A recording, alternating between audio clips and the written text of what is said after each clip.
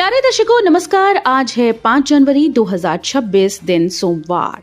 हिंदी तिथि माघ माह कृष्ण पक्ष द्वितीया। आइए नजर डालते हैं हमारे प्यारे राज्य उत्तराखंड की तमाम बड़ी खबरों पर। वीडियो शुरू करने से पहले कमेंट बॉक्स में जय हिंद लिखकर हमें सपोर्ट करें। तो चलिए शुरू करते हैं। परिवार रजिस्टर में नाम जुड़वाना नहीं होगा आसान, नई नियमावली बनेगी, कैबिनेट में आएगा प्रस्ताव। प्रदेश में पिछले कुछ वर्षों में सीमावर्ती क्षेत्रों में अवैध बसावट और फर्जीवाड़े की वजह से जनसांख्यिकीय संतुलन बिगड़ने के बढ़ते खतरे को देखते हुए अब परिवार रजिस्टर में नाम आसानी से नहीं जुड़ेगा। इसके लिए सरकार नई नियमावली बनाने जा रही है। मुख्यमंत्री पुष्कर सिंह धामी के मुताबिक इसके लिए कैबिनेट में प्रस्ताव लाया जाएगा। माल्टा महोत्सव में पहुंचे सीएम धामी ने बताया कि परिवार रजिस्टर में बड़ी अनियमितताएं हुई जो राज्य के लिए ठीक नहीं है। खासकर देहरादून, हरिद्वार, उधम सिंह नगर, नैनीताल, पौड़ी के कोटद्वार, टिहरी के मुनि की रेती, चंपावत के बनबसा, टनकपुर आदि क्षेत्रों में जनसांख्यिकीय संतुलन बिगड़ा है। कुछ लोग ऐसी जगहों पर बस गए हैं जहां उनका नामो निशान नहीं था। सीएम ने कहा कि किसी भी कीमत पर भावी पीढ़ी को असुरक्षित उत्तराखंड नहीं देंगे। वो उनका भविष्य सुरक्षित रखना चाहते हैं, इसलिए कोई भी खतरा मोल लेना नहीं चाहते। अच्छी खबर, प्रदेश में आई से यातायात प्रबंधन की तैयारी। आईटीडीए तैयार कर रहा पीओसी। उत्तराखंड के विभिन्न पर्यटन स्थलों पर सीजन में जाम से जूझने वालों को आर्टिफिशियल इंटेलिजेंस आधारित यातायात प्रबंधन से राहत मिलेगी। इसके लिए प्रदेश में एआई आधारित ट्रैफिक मैनेजमेंट सिस्टम लागू करने की तैयारी है। सूचना प्रौद्योगिकी विकास एजेंसी ने इसकी कवायद तेज कर दी है। चारधाम यात्रा सीजन हो या पर्यटन सीजन, पर्यटकों के साथ ही आम जनता के लिए जाम मुश्किलें पैदा करता है। मुख्यमंत्री पुष्कर सिंह धामी ने पिछले दिनों सड़क सुरक्षा परिषद की बैठक में इस मुद्दे को गंभीरता से लिया था। उन्होंने आईटीडीए को निर्देश दिए थे कि पुलिस परिवहन के सहयोग से प्रदेश में एआई आधारित ट्रैफिक मैनेजमेंट सिस्टम लागू किया जाए। 14 जनवरी को मकर संक्रांति पर खुलेंगे आदिबद्री मंदिर के कपाट, होगा महाअभिषेक का आयोजन। 14 जनवरी को मकर संक्रांति पर सुबह 5:30 बजे आदिबद्री मंदिर के कपाट श्रद्धालुओं के लिए खोल दिए जाएंगे। कपाट उद्घाटन पर 14 से 20 जनवरी तक महाअभिषेक समारोह का आयोजन किया जाएगा। मंदिर समिति की बैठक में मंदिर के मुख्य पुजारी चक्रधर थपलियाल ने कपाट उद्घाटन के शुभ मुहूर्त की घोषणा की। रविवार को मंदिर परिसर में मंदिर समिति के अध्यक्ष जगदीश बहुगुणा की अध्यक्षता में आयोजित बैठक में सप्ताह भर आयोजित होने वाले अनुष्ठान, धार्मिक और सांस्कृतिक कार्यक्रमों पर चर्चा की गई। बैठक में निर्णय लिया गया कि 14 जनवरी से गढ़वाल राइफल्स कीर्तन मंडप में श्रीमद् भागवत कथा का आयोजन किया जाएगा। मैदानी इलाकों में अगले 2-3 दिन छाया रहेगा घना कोहरा, कोल्ड डे का भी अलर्ट। उत्तराखंड के मैदानी क्षेत्रों में फिलहाल कोहरा बना रह सकता है और दिन का तापमान कम होने के कारण इन इलाकों में शीत दिवस की स्थिति बन सकती है। भारत मौसम विज्ञान विभाग ने ये जानकारी दी। आईएमडी के देहरादून केंद्र के अधिकारियों ने बताया कि उधम सिंह नगर व हरिद्वार जैसे मैदानी क्षेत्रों तथा देहरादून, पौड़ी और नैनीताल जिलों के मैदानी क्षेत्रों में अगले 2 से 3 दिन कोहरा छाए रहने की संभावना है।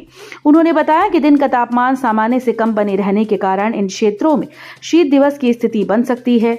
अधिकारियों के अनुसार प्रदेश के अधिकांश हिस्सों में दिन का तापमान सामान्य के आसपास बना हुआ है। हालांकि मैदानी इलाकों में ये सामान्य से कम दर्ज किया गया। देहरादून में सड़कों पर उतरे विभिन्न संगठनों के लोग, किया सीएम आवास कूच, भारी पुलिस बल तैनात। अंकिता भंडारी को न्याय दिलाने के लिए सीबीआई जांच की मांग को लेकर विभिन्न संगठनों के लोगों ने राजधानी देहरादून में प्रदर्शन किया। विभिन्न सामाजिक संगठनों और विपक्षी राजनीतिक दल मुख्यमंत्री आवास कूच के लिए निकले। सामाजिक संगठनों के प्रतिनिधियों का कहना है कि उनका ये प्रदर्शन पूरी तरह से शांतिपूर्ण तरीके से आयोजित होगा। रसायन युक्त पानी छोड़े जाने से जलीय जीवन तबाह, पीसीबी की भूमिका पर सवाल। रुद्रपुर में जिले के कल्याणी और बेगुल नदियां इन दिनों प्रदूषण की शिकार हैं, लेकिन इससे भी ज्यादा चिंता की बात यह है कि प्रदूषण नियंत्रण बोर्ड की भूमिका पूरी तरह से सवालों के घेरे में है। नदियों में खुलेआम दूषित और रासायनिक पदार्थ गिर रहा है, जिससे मछलियां मर रही हैं। किसान और ग्रामीण परेशान हैं, फिर भी जिम्मेदार विभाग का रवैया लापरवाही भरा दिख रहा है। नर्स ने जूनियर डॉक्टर पर लगाया अश्लील मैसेज भेजने का आरोप। रुद्रपुर में जिला अस्पताल की नर्स ने जूनियर डॉक्टर पर अश्लील मैसेज भेजने के मामले में हुई जांच ने एक नया मोड़ ले लिया है। दरअसल जांच में डॉक्टर और नर्स के बीच करीब 1 साल पूर्व से चैटिंग व फोन कॉल पर लंबी बातें निकलकर सामने आई। वहीं आरोप पत्र दाखिल करने से पहले नर्स ने खुद की ओर से भेजे गए कई मैसेज डिलीट भी किए। जिला अस्पताल में कार्यरत नर्स ने 22 सितंबर की रात व्हाट्सएप पर अश्लील मैसेज भेजने और विरोध करने पर धमकी देने की लिखित शिकायत कर जूनियर डॉक्टर पर कई गंभीर आरोप लगाए थे। कीवी और ड्रैगन फ्रूट से बदलेगी किसानों की किस्मत, बंजर भूमि पर बरसेगा पैसा। देवभूमि उत्तराखंड अब केवल अपनी प्राकृतिक सुंदरता ही नहीं बल्कि खेतों में उगने वाली विदेशी प्रजाति के फलों के लिए भी जाना जाएगा। इस कड़ी में किसानों को परंपरागत खेती के स्थान पर नकदी फसलों को प्रोत्साहित करने के दृष्टिगत लाई गई कीवी नीति और ड्रैगन फ्रूट योजना इस साल से धरातल पर आकार लेने जा रही है। सीएम धामी ने डीबीटी से जारी की दिसंबर की पेंशन, 9 लाख लाभार्थियों के खाते में आए 140 करोड़। मुख्यमंत्री पुष्कर सिंह धामी ने रविवार को मुख्यमंत्री कैंप कार्यालय से समाज कल्याण विभाग के अंतर्गत चलाई जा रही विभिन्न पेंशन योजनाओं के लाभार्थियों के बैंक खातों में डीबीटी प्रणाली के माध्यम से दिसंबर माह की पेंशन किश्त का भुगतान किया।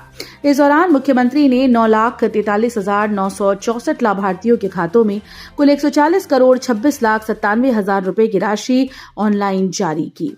मुख्यमंत्री ने कहा कि राज्य सरकार समाज के कमजोर वर्गों, वृद्धजनों, विधवाओं, दिव्यांगजनों और निराश्रितों के सामाजिक व आर्थिक सशक्तिकरण के लिए निरंतर प्रयासरत है।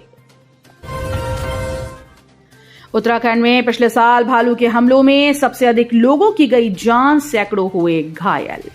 भालू के हमलों की घटनाएं लगातार सामने आ रही हैं। राज्य बनने के बाद से पिछले साल भालू के हमलों में सबसे अधिक लोगों की मौतें हुई।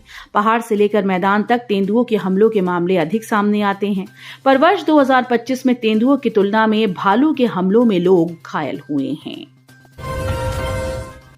बारिश न होने से किसान मायूस, सूखने की कगार पर पहुंची फसल। पिथौरागढ़ जिले में किसानों को मौसम का साथ नहीं मिल रहा। अब तक बारिश न होने से किसान मायूस हैं। बारिश न होने से कहीं अब तक बीजों का जमाव नहीं हो सका तो कई स्थानों पर जमाव के बाद फसलों की पौध सूखने की कगार पर पहुंच गई। खेतों से नमी गायब होने से पाले का असर बढ़ गया है और पौध जलने लगी है। कृषि विशेषज्ञों का कहना है कि यदि जनवरी में बारिश न हुई तो फसलों पर इसका बुरा प्रभाव पड़ेगा। फर्जी यूपीएससी रिजल्ट के सहारे एलबीएस में ट्रेनिंग लेने पहुंचा युवक, जांच में खुद निकला ठगी का शिकार। एलबीएस प्रशासन मसूरी ने कोतवाली मसूरी को सूचना दी कि एक युवक फर्जी यूपीएससी रिजल्ट के आधार पर संस्थान में प्रशिक्षण प्राप्त करने के लिए पहुंचा है। सूचना मिलने पर कोतवाली मसूरी से वरिष्ठ उप निरीक्षक पुलिस बल के साथ मौके पर पहुंचे। प्रकरण की संवेदनशीलता को देखते हुए एसआईयू मसूरी और आईबी टीम को मौके पर बुलाया गया। पुलिस ने युवक से पूछताछ कर उसके द्वारा प्रस्तुत दस्तावेजों की जांच की। मोहम्मदपुर झाल के पास हादसा, अनियंत्रित होकर गंग नहर में गिरी कार, मेरठ के 2 युवकों की हुई मौत। नारसन में मोहम्मदपुर झाल के पास देर रात दर्दनाक सड़क हादसा हो गया। एक अनियंत्रित कार गंग नहर में जा गिरी। हादसे में कार सवार 2 युवकों की मौत हो गई। पुलिस के अनुसार प्रथम दृष्टया दुर्घटना का कारण तेज रफ्तार और सड़क का तीखा मोड़ माना जा रहा है। घटना की सूचना मिलते ही पुलिस तुरंत मौके पर पहुंची। पुलिस को नहर में एक ग्रे रंग की कार उल्टी और आधी डूबी हुई स्थिति में मिली। स्थानीय झाल कर्मियों के सहयोग से जब पानी में डूबे वाहन की तलाशी ली गई तो कार के भीतर 2 युवक फंसे मिले। पुलिस ने दोनों युवकों को बाहर निकाला, लेकिन तब तक उनकी मृत्यु हो चुकी थी। पुलिस ने क्रेन की मदद से दुर्घटनाग्रस्त वाहन को नहर से बाहर निकाला। दोनों शवों को पंचनामा भरकर रुड़की मोर्चरी भेज दिया गया। तो ये थी उत्तराखंड की बड़ी खबरें। हम मिलेंगे अगले बुलेटिन में, तब तक के लिए धन्यवाद।